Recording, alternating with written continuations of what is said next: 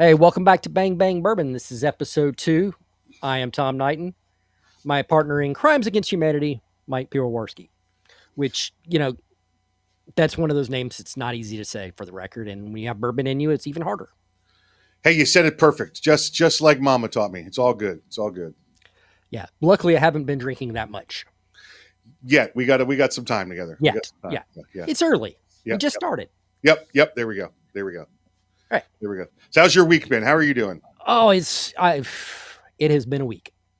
But, Yeah, it could be worse. that's I'm on right. the right side of the dirt. That's my saying right there. I'm on the right side of the dirt. There you go. Yeah. There you go. And after, 2 weeks of 3-day weekends, Right. having a whole 5-day week is just exhausting. It was tough because you're trying to figure out.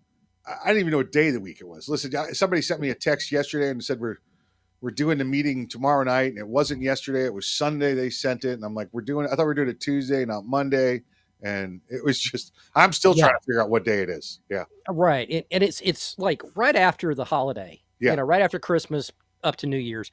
It's confusing as hell, anyways. it I is. mean, it's just you don't. Nobody knows what day it is. You don't. Yeah, Then till suddenly the days you see everyone at the liquor store and you go, oh, it must be New Year's Eve. yeah. There you go. There you go. That's how you tell what day it is. We getting there. Yeah, but it's then again, I can really complain. I work a few hours a day. I'm home with my family literally all day. Right. I'm living the life of a retired person while still working. Yeah. No, At age 50, that's living the dream, man. that's what I keep saying though. Is I got to go get me one of them regular jobs again, so I don't have to work as much as I do in my retirement because I'm That's everywhere. fair. I need, That's fair. I need one of them government jobs where I'm just working 40 hours a week and the Eagle shits on Friday in my bank account. Yeah. And when I worked as a DoD contractor, it was every 2 weeks, but we called it the exact same thing. Same thing. Yep. There you go. Because, even though it came from a private company, came from a Fortune 500 company, we know it was just routed from the Department of Treasury through Jacobs into our bank accounts. That's it. I do miss having benefits though. Make do. You get yourself your little individual first aid kit and a candle for sterilizing stuff, and you're good. Well, I'm Corman. I know how to do that. So I got plenty of alcohol for antiseptic. Funny. My daughter got a couple of staples in the back of her head last week from a little freak accident. Nothing happens other than a little break of the skin. Capillaries, they bleed in the head, so you got to stitch them closed. And it's time to get them out. And they're like, "Oh, we got to go to a walk-in clinic or somewhere and get them out." And I'm like, "I got a staple remover in my kit. I don't know what you're talking about." Oh yeah, it's the easiest thing in the world to do. Come on, right over here. The only thing you've got to be careful is make sure you're holding it at the right angle, because if you don't, it's going to bend in weird ways. Yeah. Ask me how I know. You're not. That's not intuitive. Right. It does require a little bit of training. Yep. And when I was doing my training, it was on a live person. Yeah. And it was not ideal. Yeah. But you only make that mistake once. After that, it's as easy as it comes. That's it. I listen right next to that kid. I got my lidocaine and suture kit. So if I make a mistake, I can fix it. The first sutures I ever put in was in a Marine's head. Across the mouth? I wish. Do the old Deadpool on him? Yeah. I wish. No, he had just checked in. Right. First day at Naval Station Norfolk. Right. And in the barracks rooms, we had these like secretaries. You had like 3 drawers at the bottom, a couple of cabinets up top, and a desk that lowered. Okay. He's unpacking. He's putting stuff in his drawers, and he shuts one, and the secretary door whams him right in the head. Gotcha. First day, he hasn't even fully checked in yet. Yeah. And he's bringing us his, we don't have to go get his medical records because he had them in his package. Yeah. And I was trying to get qualified on sutures. And the way we would do that is you go through the training, and then you had to put in sutures in 3 different people within a span of time. Gotcha. And so this guy was my first time, and it was a fairly nasty gash, and it was in a Marine's head. Yeah. I was like, do I need a drill? Yeah, yeah, yeah. At least you didn't have to shave any hair away. It was right No, there. no, that was convenient. That was Yeah, convenient. yeah, He was about as I was like, we could have shaved it yeah. just to be jerks, Right, yeah. But you would but we have didn't shaved need to. USN in it, you know? Yeah, yeah, something. I mean, it's like if we had an army guy out of shape, go Navy, That's right. Exactly right. Yeah. especially in November. My favorite time of year. Go Army, beat Navy. And we did this year. Yeah, you did. You did. Of Yeah. course, like who had the longest streak for the longest time? The only win that matters is the last win. Fair, fair. And you guys earned it. You guys earned it. Yeah, it was a good game. I love the Army Navy trash talk because it's the only Yeah. time there's no venom to it. Yeah. Yeah. What was it? Was 2 years ago? There was big trouble from the whole goat theft thing. Actually, Yeah, but I mean that's typical college prank. well, It's they've not done the it end of the for world. years and years and years, and they stopped doing it for the last 10, 15 years because of political correctness. Although I don't know why you got to be politically correct with a goat. I don't know, but they went and Muslims? stole the goat, and instead of stealing the young healthy goat, they stole the old like legendary mascot goat. So that was the problem. Yeah. And the reason political correctness is you can't steal the goat. Muslims. There you go. And LeBron would probably make an argument too. So Probably. yeah, Because Kobe can't. that's right. That's right. And MJ's the goat. So Damn right. yeah, Damn right. I went through all my training up in Chicago, so there you go. I have a reason to be a Bulls fan. There you go. Very good. Very good.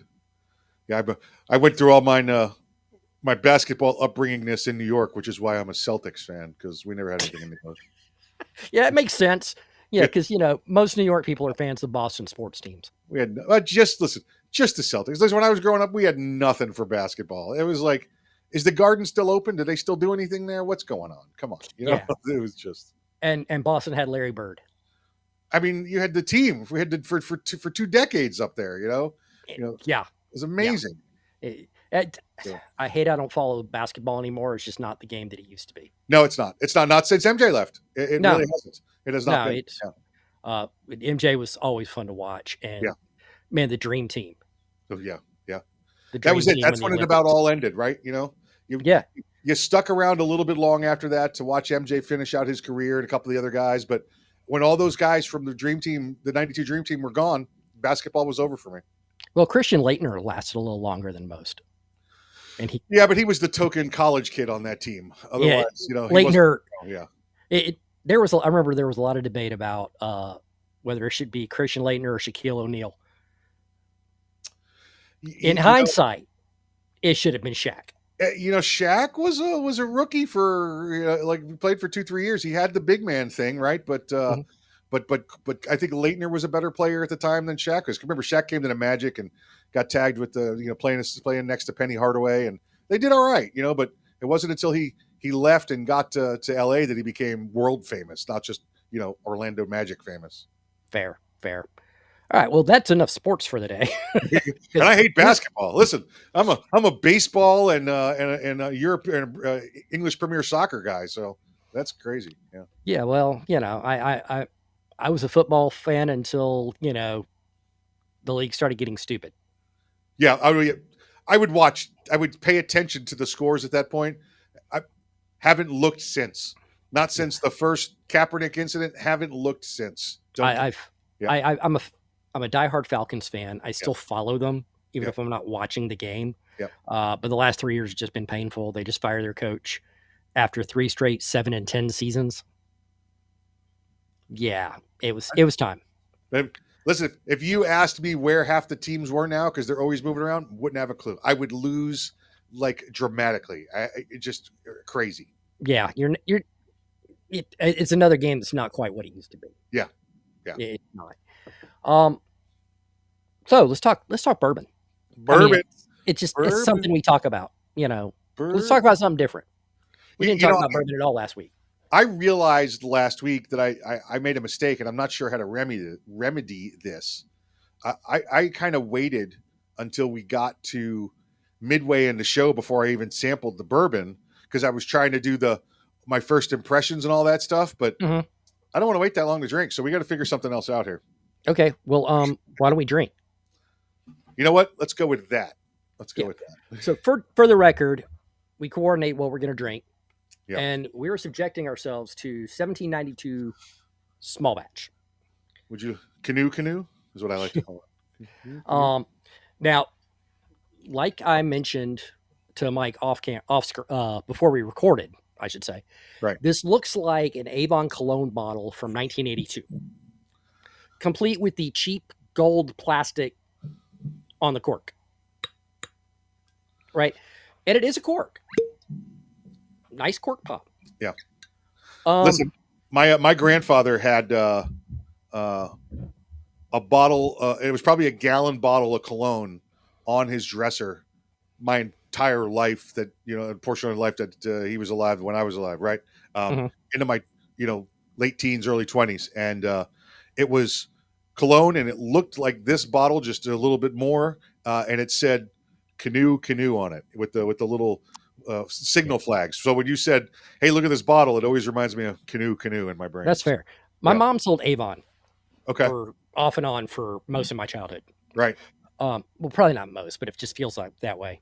And so when I see a bottle like that, I immediately think, this is Avon. Yeah. I think today you'd probably say, this is Walmart. This is a Walmart cologne. This looks like a bottle. Like the people over there at the distillery were like, you know what? We got to get a bottle for our stuff. We got a small batch coming out. Let's go to the bottle manufacturer and see what they got. And they walked through and they're like, well, we've got these ideas in our mind. And they went, those are nice.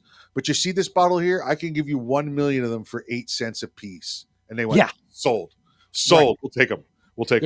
And they've been sitting there since 1982 Avon collection. Yep. Yeah. And, like last week we talked about it, the interesting bottle of, on the Blantons. Yeah. And I made the comment that, some people described it as a $30 whiskey in a $30 bottle. Yeah. This is a $27 whiskey. Yep. In probably an 8-cent bottle. Yeah. It does look interesting compared to all the other bottles. Yeah.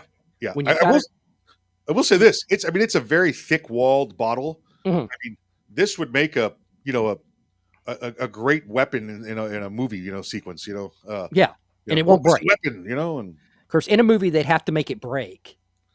Yeah, this one's not breaking. This is like beating the head with a brick. Yeah. Yeah.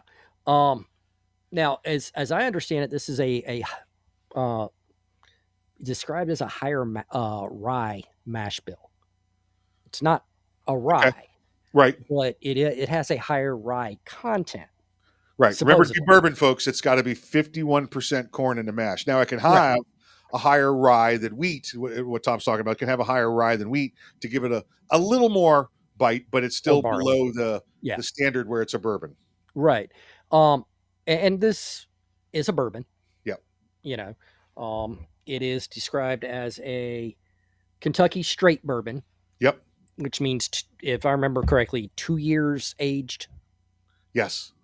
At least it could be more, but there's no age statement. Yeah, I don't see the age statement on this one. You're right. Yeah, so we can safely assume probably 2 years. Right. With the color, maybe 4. Yeah, it's definitely got the color to it. I'm trying to see here. I don't see an age statement on it. You're right. I never noticed that. Yeah. Normally you see that. They're very proud of it. Yeah. My guess is because they weren't bottling it in bond. True. It's not bottled in bond, which would be 4 years and 100 proof. Right. This is not 100 proof by any stretch. This is a 93.7. 93.7. It's closer than an 80, but it's it is definitely a little darker. And remember, they're not required to put the year on it. As long as it's bourbon, they can all they have to do is write bourbon and Kentucky straight bourbon, and they got it on there. But for all our people new to bourbon out there, and we don't know that there wasn't some coloring added. Yeah, because they will do that sometimes. Yeah, if the bourbon's a little too light, they'll add a little color to it to make it look right. Yeah, it is I've got darker bourbons. Yes. So it's not obviously not a particularly old bourbon. Right. But the reason I brought up the rye is we talked about this last week, that Rye tends to give a little bit more of a peppery, Yeah. a little bit more peppery. So we're gonna keep that in mind going into this one. Yeah. Now, this is not my first hit off this bottle. You've had it before, so we already kind of know what we're getting. Yeah. Yeah. Um, Yeah. Everything here has been sampled. Everything here has yeah. been sampled. So I'm below the neck pour. Yep. All right. Here we go. So let's Look at that. Look at that beautiful cork. yep. That is the finest gold plastic You can't. Yeah. money can buy. That's you're not getting that on any street corner. You got to get to a shady one. Yeah. That's right. That's right. You got to find a dollar store to get that kind of quality right there. Yeah, and not just like your garden variety Dollar General. No. This is one of them local owned Asian ones. Something Yes, like that. yes. Yeah. If you They got walk the out of there best. not feeling, Yeah. if you walk out of there not feeling like you need a tetanus shot, Yeah. Listen, I love going to them because they've got the best variety of stuff. You're not going to get that U.S. Health Department approved stuff at there at the Asian market. You're going to get whatever you want. You can get it. you're going to get the Wuhan Institute of Virology approved. You can, yeah. That's very true. It's very true. Although you go in there enough, you're probably immune to it. So That's true. That's true. Not that all it right, actually what do you helped got? people in China. What do you, All right. what do you got? Smell. What do you got here? I got a very, very light caramel. Yeah. Not a lot. I mean, the nose on this is not exactly prominent. Not out of the glass, anyways. Let me try it out of the bottle like you were trying. Yeah, not a lot better. No. I'm getting a lot of sweetness though. I am getting the sweetness to it. It's not even like a fruity sweetness. It's just sweetness. It's almost like an alcohol sweetness. Yeah. Is what I'm getting. Is that? Yeah. It's not enough. It's for me not that refined. On the nosing, but it's just it's just a generic kind of sweetness. It's not. I'm smelling these fruits and all this. No. Now, normally you can go. I got a little chocolate. I got a little cherry. I got a little, brown sugar, or whatever you say. And this is aspartame. Yeah, it's just sweetness and it's alcohol, but it's not like a rubbing alcohol. And but it's not like a bourbon alcohol. It's just I can tell there's alcohol and it's a sweet alcohol. Right. I am getting a tiny bit of the rye in there, though. You're right. So, all right, you go raw. You did the raw on it. What do you got? Oh, look at that face. Look at that face, man. That's the rye hit. The rye hit that time. Yep. All right. Not a big fan of that peppery rye. That doesn't really hit till the mid and the finish. What finish there is, but it's just it's thin. Yeah, that's a high rye content. I mean, if you put that in a glass without me knowing what it is, I would say it was a rye and not a bourbon. Yeah. But that's probably the mix of it being 93.7 also. So it's a little bit of taste, a little bit of burn on the alcohol. And I think we talked about that last week. When I get higher contents alcohol, I'm not looking for the overpowering alcohol flavor. I'm looking for more flavor of the aging process, Yeah, and this drinks a little higher proof than 93.7. Yeah, and like I said, I think that's a combination there, that alcohol content and that, like you said, it's a high rye content. Yeah. Well, to put it in perspective, this is a little bit higher proof, barely, than the Blanton's last week. Yes. Yeah, just a tad over it. Yeah. And that Blanton's was like drinking nectar. Yeah. In a lot of ways. It was melted honey, texture. There was no bite. The alcohol burn wasn't there. It was just, pleasant all around. Now, I mean, if you're somebody who's never, drank, spirits neat, it probably would have burned. Yeah. If you were just lifelong beer drinker who, I'm going to try a whiskey, whiskey straight. Here, try Blanton's. Oh my God, that's smooth. Those guys. Yeah. It probably would hit. But this is, officially 0.7 proof higher. So right. call it the same for all practical Right. purposes. You're Right. looking at 0.35% difference in alcohol by volume. And it's just a completely different experience. It really is. It really. What's the retail on this thing? Let me get. I paid 27 for mine, I think. Okay, that's right. It's It's one sub of the 30. it's one of the lesser expensive small batches. Right. And it shows up on a lot of beginner bourbon lists. Yeah. A lot of people say, hey, this is a good one to get started. I think it's a little higher proof for a starter bourbon.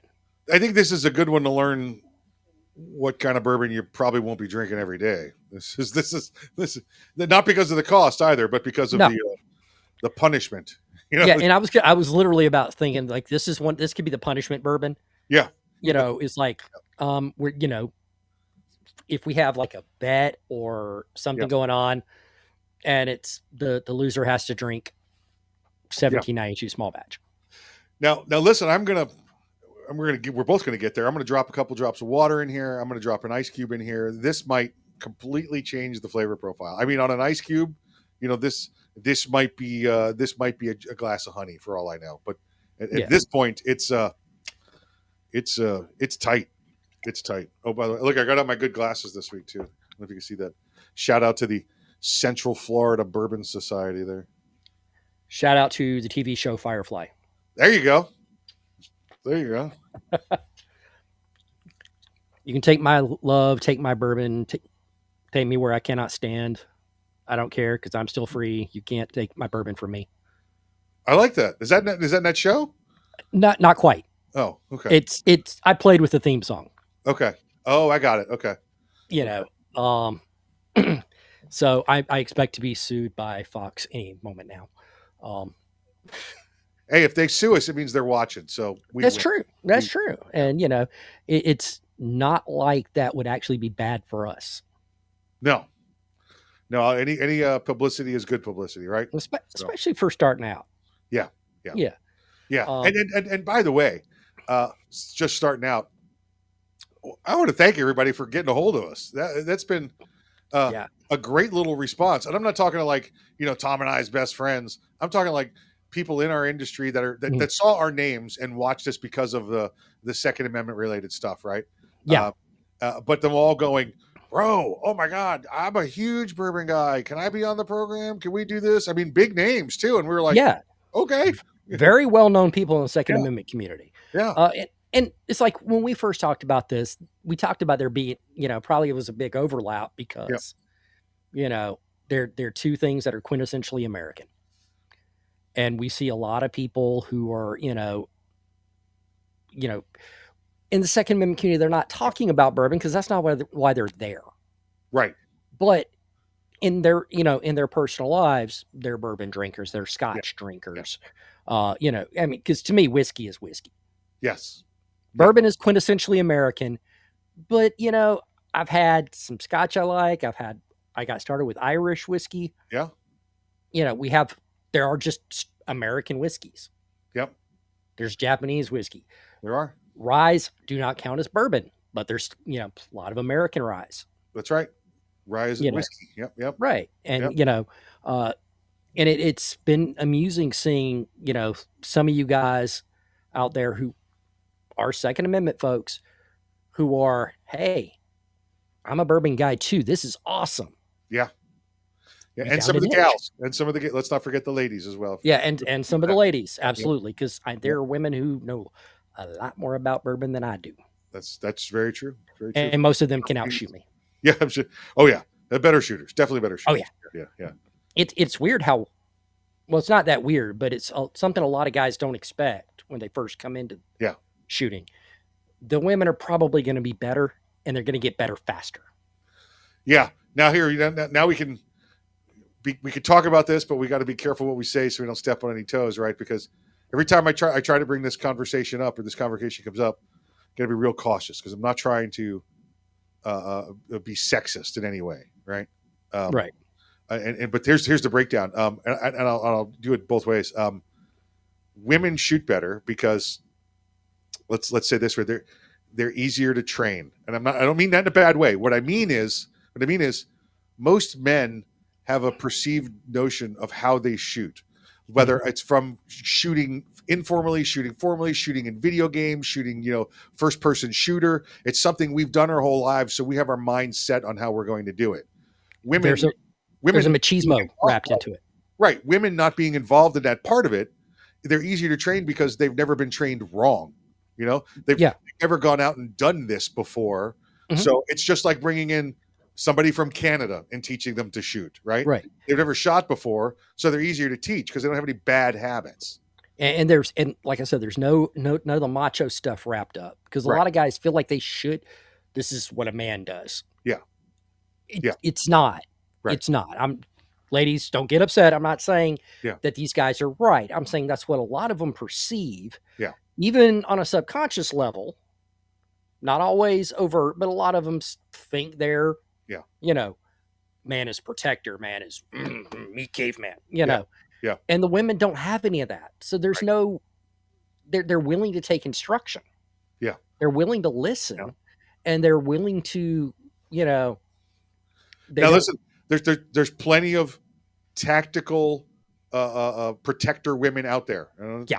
Listen, that do the same kind of instructing and everything else. Just on a generalization, there's less that have been trained incorrectly as opposed to men who have been trained incorrectly. Right. Because, let's be perfectly honest. A bunch of high school kids go out to the back, someone's back 40 to shoot. Yeah. Right. They're 90% of them are going to be guys. Yeah. Yeah. And we're shooting at the empty beer cans. They weren't empty when we brought them out there with us. So right. But they get in their head that they know what they're doing. Yeah. Because they were able to hit the beer can with a shotgun at 7 yards. Right. Right. It's like, well, if you can't, you probably don't need to touch a gun. I know of the years I've been doing training and less so now than in the past. I could tell you what the popular TV shows were based on how people carried their firearms. Whether in the holster or the or the Miami Vice from the top down and the Starsky and Hutch, and it just absolutely amazing the way that they carried a firearm. Again, carried it based on what the popular cop drama was at the time. They show up if you get the guy from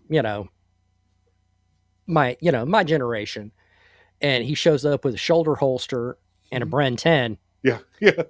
So you've not watched the show since Miami Vice. That's right. Yeah. Exactly. Don't get me wrong. I watched a lot of Miami Vice. Oh yeah. I still got the soundtrack on vinyl. Well, that's pretty cool. I got to go to the set a bunch. My father was one of the police advisors for it, tech advisors. Dude. So my dad was a cop and I didn't get any of that. It was. I tell you why, because father was a city cop in New York, right? And we moved to Florida in the 80s down to South Florida, and then he started the job up back down there. But remember, Tubbs's character was from the city, so I was literally about to say, so your dad was Rico Tubbs. No, Rico Suave, and they needed props. They didn't have any props. They had all the Miami stuff they needed in the world. And he was just originally working security on the set, as a detail when they were shooting, because it was all shot in South Florida. This wasn't anything shot over in California. So they said, "Man, we need New York stuff," and he's like, "I got a wall full of that stuff at home." So when you go in and you see Rico's desk, there's a big blue velour NYPD shield for Officer of the Month. That's my father's. That hung over Rico's desk for the whole show. Oh my God, that's awesome. Yeah. That's awesome. That's cool. But the only thing my dad ever got me was a autograph from Robert Carradine. Oh wow. Okay. He was doing a movie with Billy D. Williams. Right. That was such a hit, you've never heard of it. It was called Number One with a Bullet. Oh, okay. No, I have heard of it. Yeah. Okay. Yeah, it was not a well-known film. But apparently Robert collected police patches. Department patches. Very cool. And so he came in to see about, if there was some way he could get one from the Albany Police Department. Mm-hmm. And my dad was like, my son is a, Revenge of the Nerds fan. Right. And it's the only way I can get an autograph. Yeah. And I had an autograph poster with Robert No Carradine's way. John Hancock on my wall for a movie that literally nobody who was ever in my room had ever seen. That's cool. That's I cool. I saw it. I'm going to have to dig out some pictures for a future show, but there was I remember talking to the set designers down there on Miami Vice. There was a couple shows. I don't remember which ones they were. Where they were they had a stolen wooden cases of Mac 10s, that were there, and they had them all laid out in there. They were all made of wood. The guys had made them in their little wood shop. I mean, it was before HD TV, right? So right, they're all made of wood and painted with gloss paint, and they're all in there. And I got pictures of me holding double of them, standing over the cases. Nice. In fairness, a Mac 10 is not exactly the kind of gun that you can't do that with. Oh no! You take a little 2x2 and a piece of dowel rod, and you're halfway there. Right? You maybe jigsaw a little bit of the curve on the handle. Yeah. It's not a really tricky gun to replicate in wood. So yeah, it makes sense. And yeah, like you said, it's not HD TV. Yeah. So the production values were not needing to be as great as they are today. Yeah, it just had to look good from like 25 feet away. It didn't have to look good, 1080p, or whatever we're up to now. Yeah, and trust me, shows look completely different when you start watching them in HD. Yeah. We just started doing HD. Yeah. We had an HD TV, but it was like the way it was set up, you didn't really get high def. And gotcha. Yeah. TV, crapped the bed, got a new one, plugged it up, hooked up everything. And now my wife's like, why do all our shows look like crap? Yeah. Yeah. They're all square. The ends are cut off, Yeah. And you're watching all the old shows. Yeah. Oh, we was talking about that. We had an episode of Walker, Texas Ranger. There you go.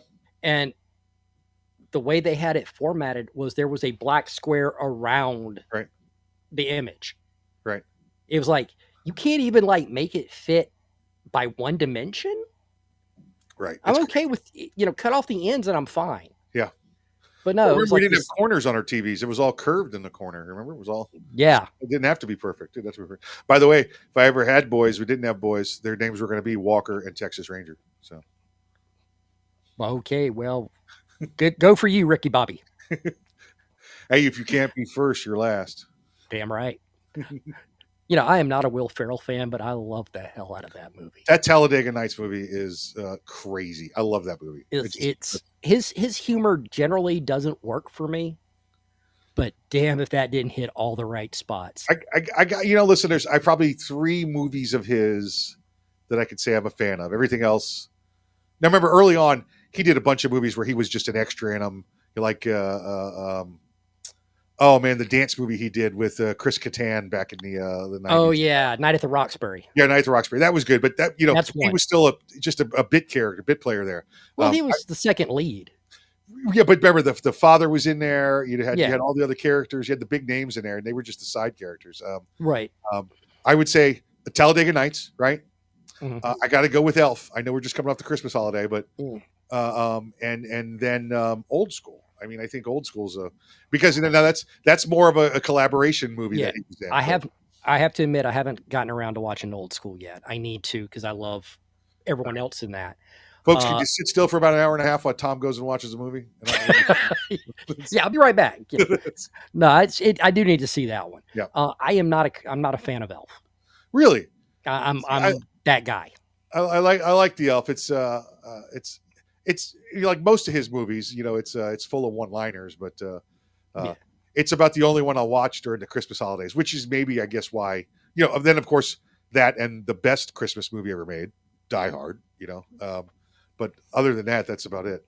I also will do A Christmas Story.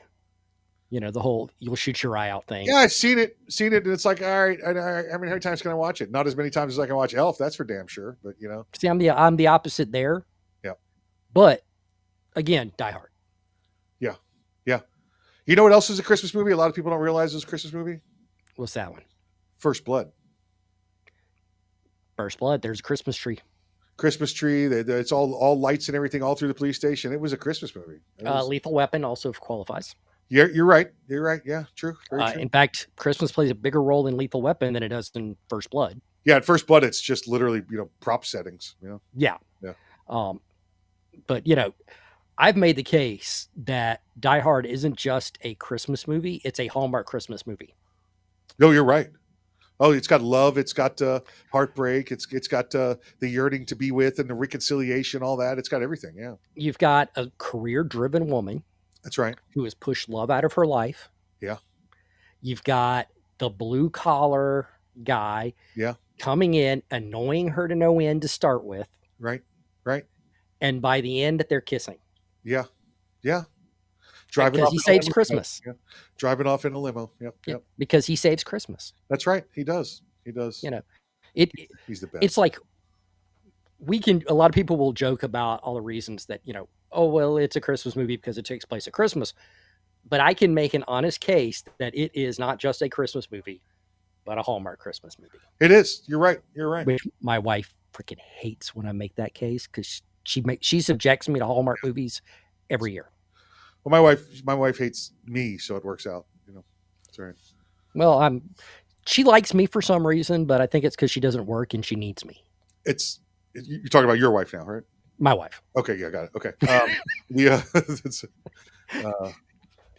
I'm pretty sure your wife doesn't hate me yet.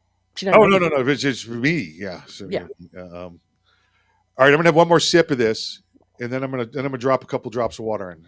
So we'll see. We'll see what we change here.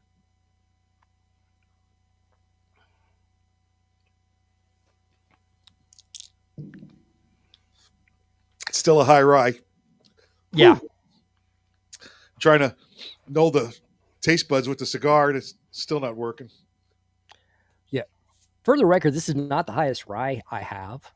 No, I've got some high ryes here, but this is again. There's some combination in here. I think it's because of the lack of the other things we normally see in bourbon, like you talked about. Whether those smooth flavors, those aromas, the the sweetness of a brown sugar or a maple in the background. You don't get that with this. Yeah. Let's see if I can find the mash bill. All right, here we go. I'm going to drop a couple drops of water. And folks, I want you to see this. I'm actually just going to do a couple drops of water. That's it. It's enough to open it up. And if you watch when you do that, like I said, it's like when you drop dishwasher detergent into oil, and you just watch it spread out in a greasy watery oil. Interesting. This is not as high a rye as I thought. Well, then it's 18% rye. Wow, that is not as high as I thought. Are they using wheat? I would have thought it was at least using wheat on the other 30% there. They got to have something malted barley. That's what it is. That's the barley. It's the rye and the barley. Yeah, it's got that malt. It's not. There's probably very little wheat in there at all. Yeah, it doesn't look like there's any wheat to speak of. That's why the wheat is, folks. If you hear somebody say it's a wheated bourbon, that's the smoothest bourbons you're going to see. The wheat makes the smoothest bourbons out there. That's why Maker's Mark is so good. Maker's Marks are good. I got some Woodford Reserve that they make 4 or 5 different kinds, and one of them's a wheated one, and it's ridiculously good. Yeah. Oh, they make a wheat. I didn't know they made a wheater. I got to look for that. They make the bourbon. They make a rye. They make a malt, and they make a wheat. Another wheater. Yeah, right there, and you can see it right. There. This is an overhyped wheater. Yes. Yeah. We'll get on that in another episode. That's a good $35 bottle of booze. I paid $75. That's what they go for. Oh, we were talking last week about Blanton's. I stopped at a mom and pop the other day because I always stop at mom and pops, and I was going over a friend's shop and wanted to have a beverage when I got there with them, and I saw they had the Blanton's behind the shelf, and I'm like, oh boy, behind the shelf, here we go. And everything else was maybe 10% over, maybe 21%, 20% over. I don't want to say it was a hood liquor store, but it was close to it. Yeah. The Blanton's was $199. Ooh. $199. When I saw that, I took my 6-pack and the bottle that I'd already picked off the shelf, and I said, "Ooh, hold on! I left my wallet in the car," and I left. I'm not I'm not giving you any of my money if you're going to rate people for something. That's right. It's all right. Like I mentioned last week, I paid about $80 for mine. which is It's reasonable. Yeah, MSRP's about 70. yeah, You figure in distributor adding on, yeah, it's well within the realm of reason. yeah. No, as I say, MSRP is 65 to 70. This guy wanted to charge me triple over. You paid 10 for 20% over. Okay, Right. yeah, take it. And Yeah, it's like I was ready to pay 150 yeah. because I wanted a bottle that badly.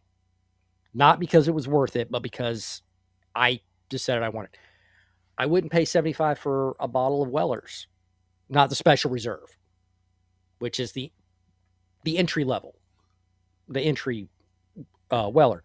I wouldn't pay 75 for it again.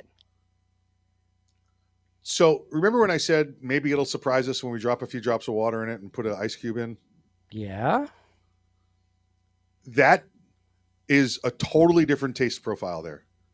Just that little bit of water, it comes off as uh, almost like a creaminess to it. It softens it. It's still the pepper on the back end. There's still a little bit of that bitter on the back end, but the whole first half of the experience on this is completely different with that water in it. Interesting. But I mean, it's chemistry. Yeah. Really, yeah. All distilling is applied chemistry. Yeah. Wow. Listen, that bottle has literally sat on the shelf for 2 years since I sampled it because it was just like, I don't want that. And now I put a couple drops of water in there, and that bottle may not last a week. That is completely different flavor profile. Yeah, I wish I was recording when I suggested we do 1792 small batch, so people could have gotten your initial reaction to the suggestion. Yeah, because it was like Mike was like, "Oh God, that stuff's awful." It is not anymore though. Right, but remember last week, Mike said, "Hey, try it. Put some water in it. Add some ice to it. Make a cocktail out of it." I suggested whiskey stones to just drop the temperature. Wow, all this stuff changes stuff. You got any water there? You got to put a couple drops. Not in where I'm at right now. All right, but I will have to try that, and I will do it before I upload this. Oh, if you throw me on single screen, I'll tell him a Christmas story. I'll quote some elf for him. All right, we'll do that. Grab some water. But this is, yeah, folks. Listen, we're serious about this. We talked about it last week. Get your bourbons out, right? And you try the sample. And I always like to try it neat. We try the smell off the bottle. We try the smell out of the glass. Always keep your mouth open when you do that because the whole smell flows through. It doesn't stop in the back of your mouth. So you get the taste buds off of your tongue also from when you smell this. Just a couple drops of water. I mean, not an ounce, not a half ounce. I'm talking, 4 or 5 drops, a bottle cap full, off a beer bottle, that kind of full of water. Drop it in there to your 1 or 2 ounces of liquor and taste that difference. This one is, I don't think I've ever tasted a bigger change in a bourbon before than I'm tasting in this 1792 small batch. I mean, this just went from the bottom of my list to at least the top quarter. That's a huge change. And we haven't dropped an ice cube in it yet either. We're going to put some ice in this at some point, and that's just going to continue to smooth it out. If water does this, now put the ice cube in there, which is going to obviously turn the water. I don't have a rock or a stone. I've got an actual ice cubes. It's going to smooth this out even more. This is going to be great when I get to the ice cube part. Yeah, remember, just about a bottle cap full. That's all you need. I just did a couple drops. There you go. This particular type of water bottle does drops really well. Okay. So. Oh God. Right? Holy crap. Yeah. I just said completely different whiskey. I have never had a bigger change before as I just saw in this booze. Yeah. That does change it. You still get that spice on the back end. Right. Yeah. But this is now closer to Blanton's. Yeah. Than I would have ever expected out of a $25, $30 bottle. Yeah. And this isn't punishment anymore because no, this is now. I said this has gone from the bottom of my list to the top quarter, especially for the price on this. Right, and now I see why it can be suggested for beginners. Yeah, because sub $30. Yeah. And it's all right. I really like Buffalo Trace flavor profiles. Yes. I like Blanton's. I like Eagle Rare. Yeah. I like regular Buffalo Trace. Yes. But part of the reason I wanted to do this one this week is because I didn't want this to be the Buffalo Trace show. Mm-hmm. I want to hit a bunch of different flavor profiles before we circle back. Yeah. Necessarily to, Buffalo Trace. Right. Now this is a contender. Yeah. This is a contender. Even with that peppery that I'm not a big fan of generally. But it's on the back end. It's like right. I can take that. Yeah, yeah. It's not like we punch you in the face. It's like, we got a little bit extra for you at the end here. Yeah. It's before when I would take a sip, it was very tentative. It was like, this is gonna brace myself a little bit. Right, right. This is completely different. This is a completely different concept. Wow. Holy crap. I'm telling you folks, I've been been a bourbon drinker for a long time and really gotten into it over the last, 8 or 10 years or so. I don't know if you can see it. This has been sitting up on the shelf so long here in the smoking room. It's discolored from being in the bourbon room, from being in the cigar room here. That's how long that's been sitting on the shelf back there.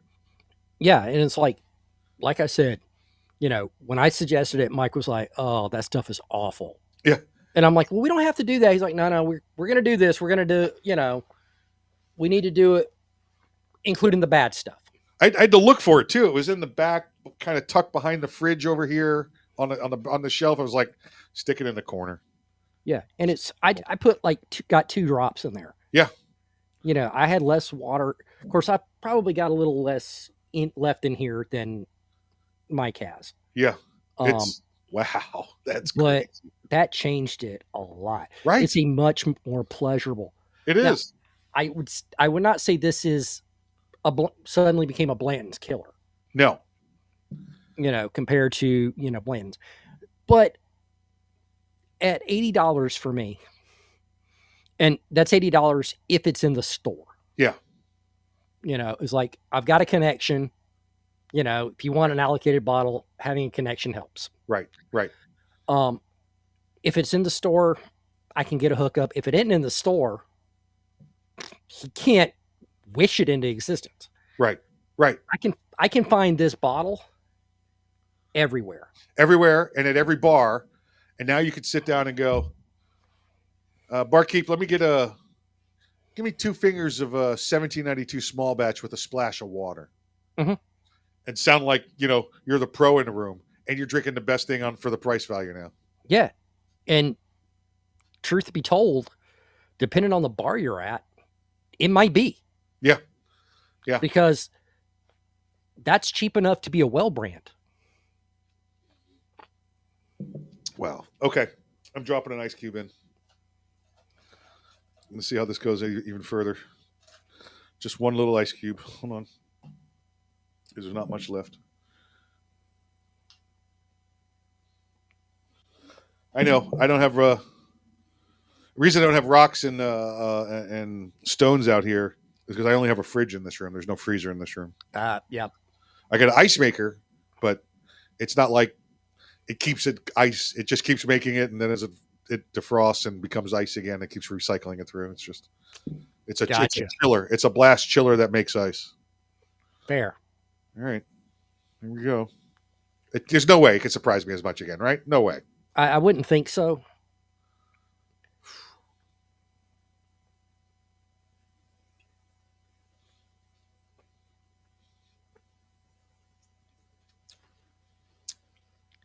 Son of a bitch. Really? Yeah. Holy crap. The pepper's about gone on the backside. Really? Yeah. See, my experience is when I go with something this low of proof. Yeah.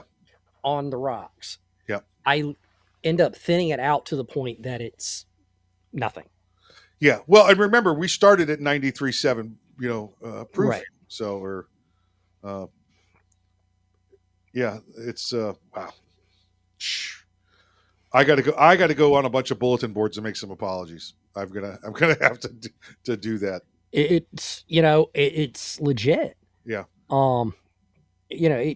I'm genuinely impressed with what a couple of drops of water did for mine.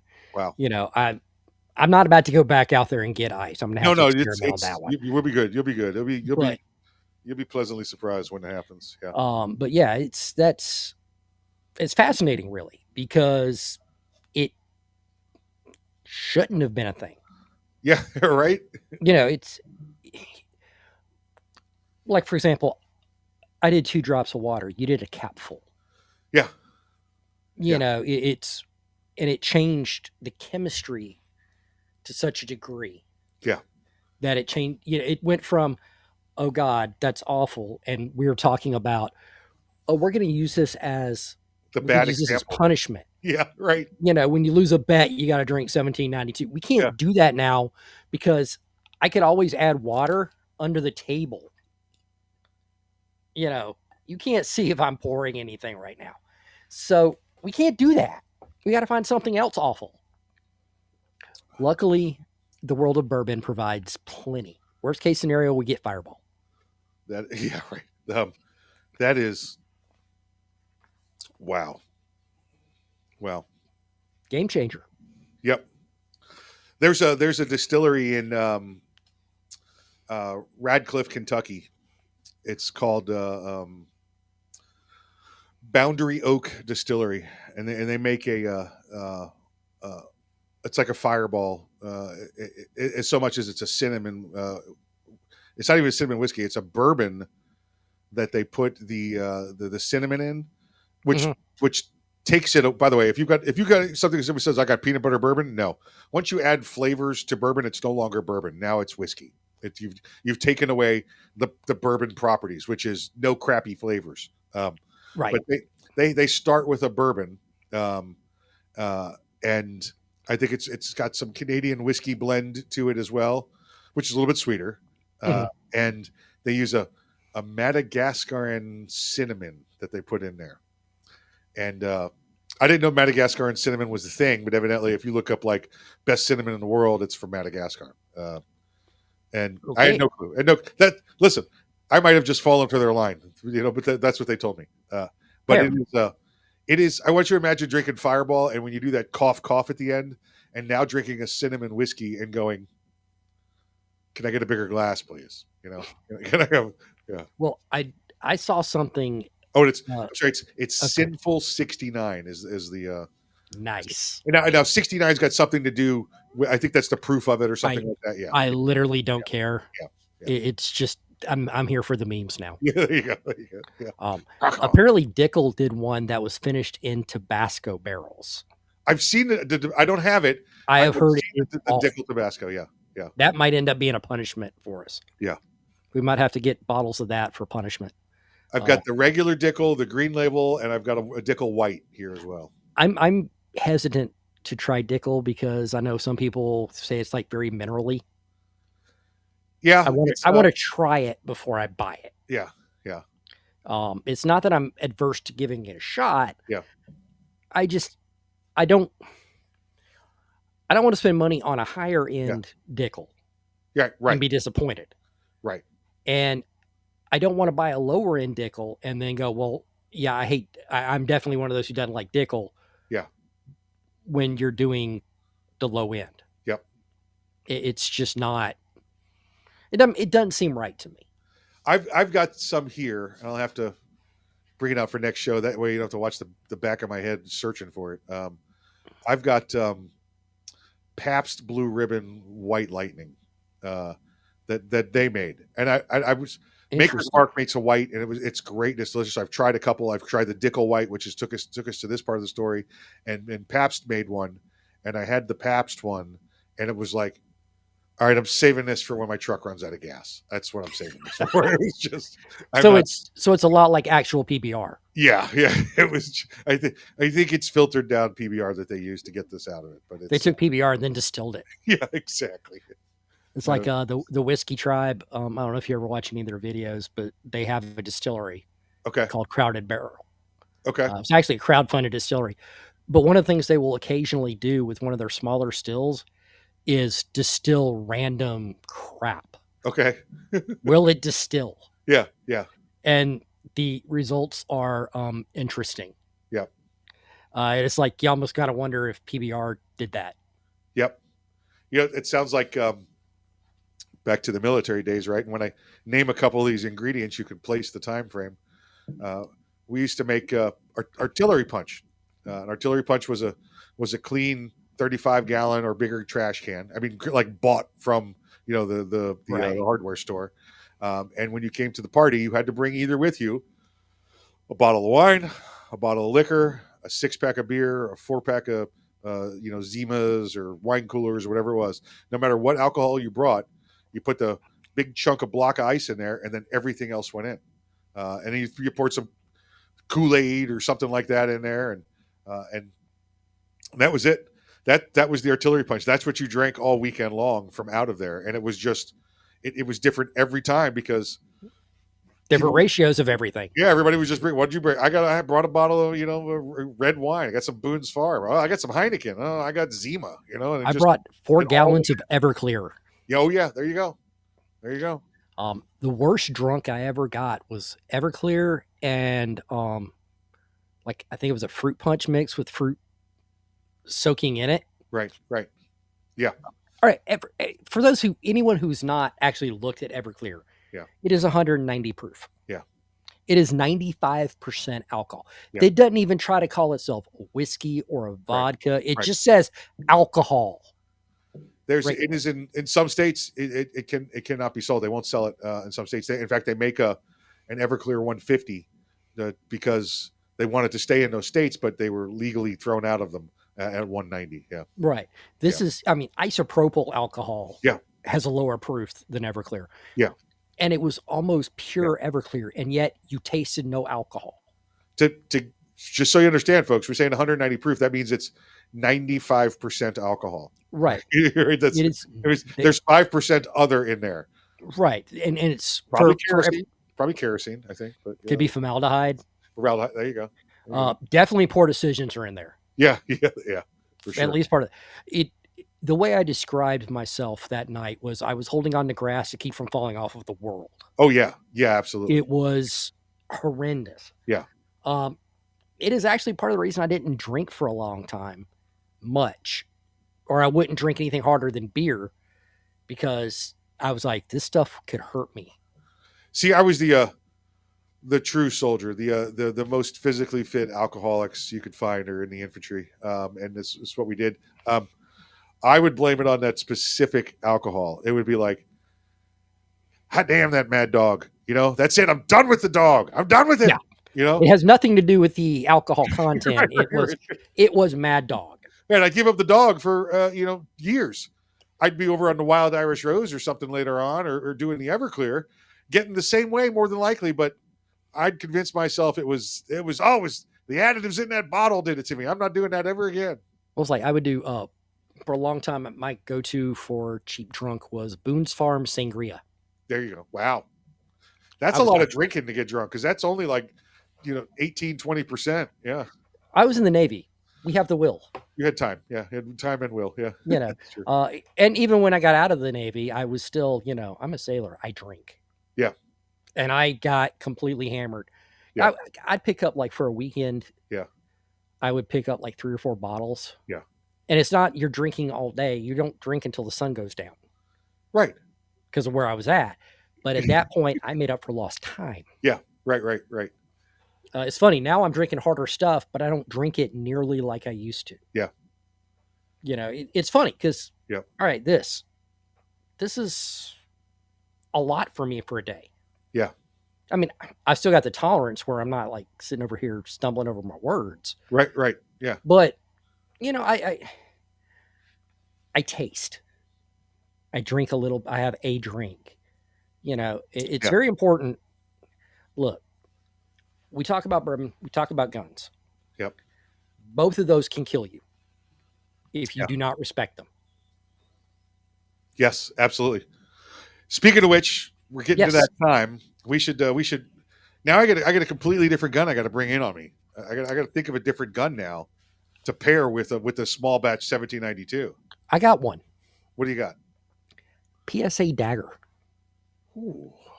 It is inexpensive, yet Yeah, does the job just right. yeah, yeah. I was going to throw this at a when I thought it was still crap. I was going to go, with the old high point here. I actually considered that too. But I literally considered that at first until we put the water in it.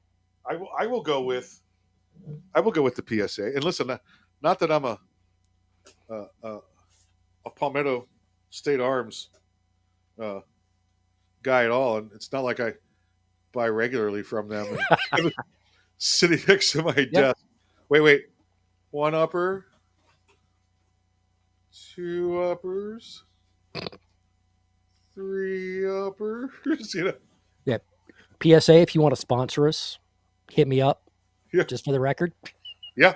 I got plenty, and I got there's some lights and some scopes underneath there, and I'm just saying there might or might not be a night vision scope on the way this week. So I mean, let's be honest. A dagger is MSRP around 300. yeah, yeah, You know, the I could have maybe I don't know, like an LC9 yeah, is in the same ballpark, yeah. but it's like there's not much cheaper than a dagger, No, and and listen, very folks. little I would trust. All they are is Glock clones, and I don't mean Glock clones like a Smith and Wesson Sigma was a Glock clone. I mean like these are Glock compatible parts. Yeah, Top off a Glock, bottom off a Glock, whether it's the 19 or the 17, whether it's the compact or the regular size, and you could put these together. I buy them in parts like this because I buy the lowers, the 80% polymer lowers, and I can finish them out on my own. Listen, I would Ghost gun. That's exactly right. I used to get them from PSA before the ATF stuck their nose in there and told them they couldn't sell them like that anymore. But you were just buying the lower. You weren't buying all the parts. They were not selling complete guns without serial numbers. It's against the law. I don't want to, indicate that they were doing that in any way. I still buy my polymer 80 style lowers and put them together myself because ghost guns, if you believe what you see on the news and listen to the ATF, they're untraceable. Well, the thing about ghost guns, we are into spirits. That's true. Ooh, yeah, there you go. Yeah, they're untraceable, which means that fingerprints don't stay on them. They can't be traced. The barrels don't leave any rifling when you shoot them. They're untraceable. The firing pins don't leave any marks in the primers. They're untraceable. You leave no DNA from your hand on the backstrap when you shoot this. They're untraceable. There's no fingerprints on the casings in the magazine when you're done with it because they're untraceable. They're absolutely untraceable. And on the flip side, my Glock 19, if it gets stolen, when they trace it, it goes right to the guy who stole my gun. Yeah, that's right. That's right. Yep. So, yeah, folks, if you believe this, you're not adult enough to drink. Yep. You're not. I mean, this is Fantasyland stuff. And people actually think people buy it. Yeah. If you don't know how a gun trace works, folks, they want to make you think, just like Tom said, it's the opposite direction. A gun trace works when the police find a gun on a scene and they go backwards from there, trying to find out who the last owner was to establish, was that person a suspect? Was that person the victim of a crime and had the gun taken? But if they come to you right now and say, I want to see the serial number of your gun so I can trace it, it's going to come back to you. It's your gun. Exactly. It's going to go back to Glock, back to ABC distributor, back to mom and pop gun store, back to 4473, out to Tom. Yeah. And especially since I bought mine new. Yeah, exactly. There's no one else. Yeah. And I've written a lot about the gun tracing. Yeah. And all it does is, like Mike said, it finds who the original purchaser was. Even in universal background check states, that's still all they get. Yeah. Because otherwise they have to call literally every other gun store in the state until somebody goes, we found that we sold, we processed the transfer on that firearm. Yeah. And here's who bought it. That's not going to happen. It's not. Nope. Absolutely not. Absolutely not. But we go there for a long time. You and I could both go there, with between really those and the universal background checks, trying to put everything back on the books. And we'll have to do that for the next show. We'll save that. Yeah. And like I said, ghost guns, spirits, it's a combination. There you go. I love it. Yeah. So that's it. I'm going with the dagger. I'm with you. Awesome. I am there. Yeah. Like I said, it's just, it makes sense, especially since the water changed this enough that if you, now don't get me wrong, Surprise me. If your flavor profile is 1792, perfectly neat. Yeah. Enjoy. Yeah. We're not telling you have to add water. Yeah. I think you should give it a try. Yeah. If you go, no, God, that was awful. Yeah. Okay, cool. More power to you, man. Yeah. You know, if you like something that's cost less than $30, yeah, where's the harm? Yeah, listen, if you like 1792 in its regular profile, then the gun you should match up with is a high point, but you should get it stippled like a pair of snow chains around your tire. So every time you shoot it, it punishes you. It's it because that's what this does every time you sip it. Until a couple drops of water and an ice cube in there, and man, it's coming to the front of the shelf. Yeah. I mean, guys, you heard it here first. Yep. Yeah. Mike was a hater. Now he's converted. Listen, I wish we were live streaming it. Show number 2. I'm like, oh man, what are we gonna? What am I gonna get? I'm gonna do a bourbon show. What am I gonna learn more about bourbon? Bam! Second show, I just got educated. Yeah, and it's not like we had an expert on here to educate you. I'm definitely not an expert. Just discovery. Yeah, that's right. We didn't get like one of the bigger whiskey tubers. Nope. We didn't get someone from a distillery. We didn't get a well-respected bourbon judge. Yeah, right. You're like, I'm going to try this. Yeah. Holy crap. Yeah. Like I say, I just wish we were doing it. I kind of wish we were live streaming this just because it would have been live. That's all right. That's all right, folks. When you watch this, it's live. Exactly. Let's remember that it's live. We'll go with that. Yep. It'll be all right. It'll be good. Awesome. Just comment in the corner, and we'll get your comments right here at the end of the show. Yeah, absolutely. In fact, that could be fun. Is when we start getting comments, start reading them. Listen, not that we'll be getting comments won't be fun, but half a bottle of bourbon trying to read the comments will be the excitement. Yeah, that'll be fun. Yeah, we did have some comments. Including our friend Kevin Sona just saying first. Yes. And by the way, when I was talking about teaching women to shoot, I was specifically referring to Kevin Sona. Just so you're clear. That makes sense. I understand that entirely. Yeah. He is the right altitude for your average woman. Yeah. And we mean that by physical height, not the altitude of your brain. So yeah. Yes, absolutely. Because you beat them there. You beat them there too. For the record, Kevin, if you're watching, we are calling you short. Yeah. In fact, hold on. Let me talk to him from down here. Hey, Kevin. I just want to say we appreciate you, buddy. And absolutely. This is the Kevin Sona portion of the show. So, in fairness, we made fun of Charlie Cook last week. Yeah. We'll pick on somebody different each week. Yeah. Although Kevin will probably get the even number weeks. So, well, in fairness. Yeah. We'll save odds for all we're really going to make fun of Charlie is we'll call him Smotty Pants. He's Smotty Pants. Smotty Pants. That guy. You get a park the car there. It's Lexington and Concord. Okay. Lexington and Concord. Yeah, easy. All right. Go to the garden. Yep. All right. There's something you want to talk about before we wrapped up for the day. Yeah, let me before we head out the door with you. You're coming to SHOT Show on January 22nd. That's Monday. Now, SHOT usually starts the indoor part starts on the 23rd. Arms Room Radio. That's where you may have known me from. Arms Room Radio starts on. We have our kickoff to SHOT Show party. It's the SHOT Show kickoff party at the Hofbrau House. There in Las Vegas, 7 to 10 p.m. Free to get in. Come drink some beers.